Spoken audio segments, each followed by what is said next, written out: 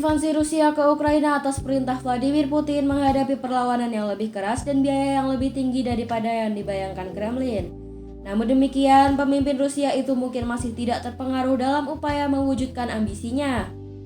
1 bulan setelah invasi yang dimulai pada 24 Februari, Moskwa menghadapi kerugian militer yang besar dan sanksi yang belum pernah terjadi sebelumnya, tetapi progresnya relatif sedikit di medan tempur.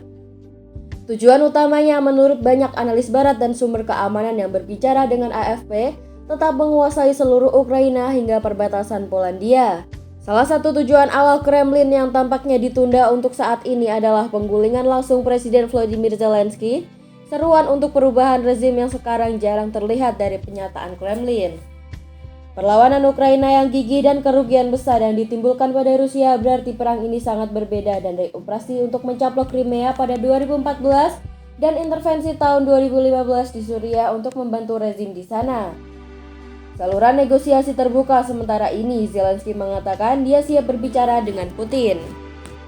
Delegasi Rusia dan Ukraina juga mengadakan beberapa putaran pembicaraan di Belarus dan Turki siap untuk turun tangan sebagai mediator.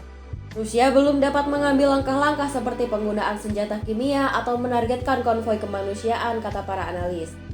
Faktor penting lainnya adalah jika pasukan dari sekutu Rusia yaitu Belarus memasuki perang dalam upaya menggoyahkan keseimbangan di front utara. Tuntutan teritorial dari Rusia selain Ukraina menjauh dari NATO, kemungkinan besar adalah pengakuan Ukraina atas Crimea sebagai bagian dari Rusia dan wilayah Donetsk serta Luhansk yang memisahkan diri dari wilayah mereka.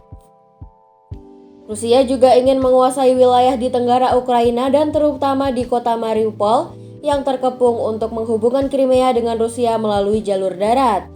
Pasukannya kemudian bisa menekan ke arah barat ke kota pelabuhan Odessa di Laut Hitam. Zelensky mengatakan status Crimea dan negara bagian pro-Moskwa yang memisahkan diri dapat didiskusikan. Tetapi dengan ketentuan setiap perubahan besar perlu dimasukkan ke dalam referendum.